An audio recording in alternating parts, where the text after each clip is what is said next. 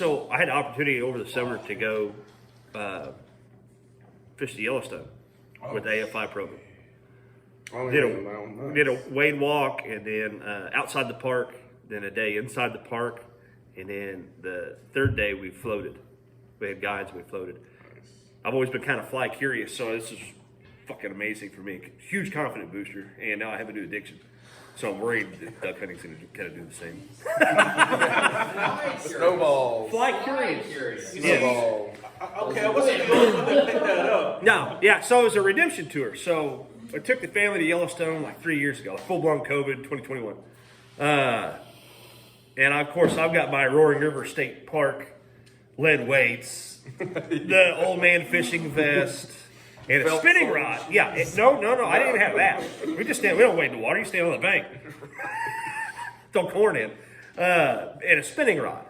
All right, so we do like 3 days inside the park. He's joking. I'm not I need to recording, say are we? that I'm joking. Are we recording? Yes. Oh, I'm sorry. For legal reasons, I need to tell you that was a joke.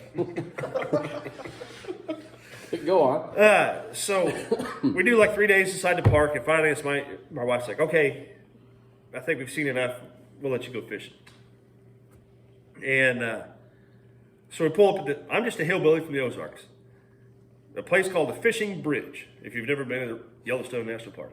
Well, my dumbass is, well, that's where you go fishing. Right? Why would they call it that? Yeah, why would you call that and you can't fish there? Yeah. So I'm happy. I go in, I pay I slide my $40 and my paperwork across the table, and the guy takes the form. He says, "Hey, have you ever fished here before?" I said, "Oh, no, sir, it's my first time." I'm like a little kid. He couldn't even just give me the paper so I can leave. I got something to do. And he's like, "Well, here's this regulation book. Why don't you take a look at that? Keep yourself out of trouble." I said, "Oh yeah, sure, no problem, man. I'll put them both in my pocket. I'm out the door." Left my wife and kids in line paying for crap at the merch counter, and I'm just get over to throw my vest on, grab my spinning rod, make sure I've got some rooster tails and that domino thing that I bought, the little with the everything's got barbs on it. And I'm bebopping down in the water, and I look over, and there's this big, like 8 or 10 foot long board, and it's got all the geology, the history of the fishery, and all this stuff on it. And there's this little 3x5 in the bottom right hand corner. It says no fishing a quarter mile upstream and a mile down. What the fuck does that mean? So I walk down in the water and I look. That's the lake. Upstream's the lake. So I open up the reg book, and you can't fish the lake till like the middle of July. Okay. What's a mile downstream? Well, that's the falls. Oh, God. I'm like, well, I'll just walk down there. There's a trail. No gun, no bear spray. My wife doesn't know where I am. So I'm like, I don't know, a couple hundred yards down this trail, and I hear somebody yelling, and I look back, it's my wife walking across the bridge with the two daughters. So I'm like, oh, I'll take them with me. I grabbed the 3-year-old, throw her on my back. I got my rod and my daughter. Hold on, just piggyback ride, and we're walking along. And we get just a little bit past where I was at, and 3 elk jump up out of the bushes. I almost crapped my pants. And I'm like, we're not doing this. We're not doing this. We're going to go find a place to... 4 hours later, I make it to a river. Pull a parking spot that says, fly fish only. I don't know how to do that. I didn't budget to buy a fly rod. So I didn't get to fish. I hung it on my walls like, I'm going to learn how to fly fish. Well, was it working?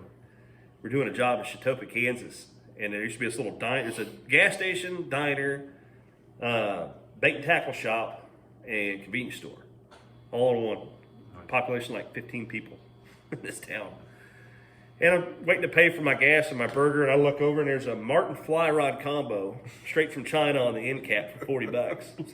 Oh, here we go. Pay for that. I take it home, and I lost all the flies in the yard. Trying to figure out how to wave this daggum thing in the air. Climbing trees, getting them out. Oh, no, that's just out in my yard. I don't know where they are. I was like, well, kids don't walk around here barefoot. I don't know. I'm tying clench knots on the crap. And that's when I realized I have to get magnifiers because I can't see to put the line through the tiny little hook. I was like, this is ridiculous. Do I really want to do this? And the more I played with it, the more I figured out, oh, it's not all like this. And so that was kind of a redemption tour, getting to go out west and fish the Yellowstone, actually catch cutthroats and rainbows and stuff like that. Well, I'm glad we could do that for Yeah. you. No, the best part, I still apologize to Kyle every time I see him on the when we have our meetings. Yeah. Did you break his rod? Is that you? No, I didn't break a rod. Scratched that boat, didn't you? No. No? So I thought it was funny. So You see what had happened was so the big thing with the Yellowstone and the Cutthroat on that side of the mountain are they used to be found 400 miles downstream. Well, now they're only found 200 miles downstream. Now you can call it global warming, whatever you want, but that's as far as they can find them. Meanwhile, what's coming upstream is smallmouth bass. Now they'll never make it up the falls into the lake, but they still outcompete all the trout, all the native trout, and everything like that. Well, from around here and from Arkansas Fish and Game is a little towel that I keep on my vest, and it's got a smallmouth bass on it. And so it got, they're like, oh, it's so hot out here. It's dry. They're like, it's not dry. We're 5,000 feet elevation in July. And I'm like, well, why is my nose bleeding if it's not dry out? Mm-hmm. like, oh, it's real humid. I'm like, you're out of your mind, people. Mm-hmm. So anyway, so there's kind of a little disconnect there with some of the Western guys, mainly the Bozeman area. Yeah, people have no idea. So we were fishing all day long. Finally, I had a sandwich in my pocket. It was like 2 o'clock in the afternoon. I sit down on this rock. Still got my waders on, just kind of sitting on the river in the shade of this little broke down cottonwood and eating my sandwich. I go to rinse my hands off, and my towel's all wet because it was just floating in the water. So I wring it out and lay it on this rock. Well, it's got a smallmouth bass on it, so I snap a photo of the mountains Oh boy. in the background, right? Well, I sent it to Arkansas's guys, Arkansas BHA guys. They all thought it was hilarious. Well, we get back for supper, and I'm like, hey, I found a smallmouth in the Yellowstone River. What?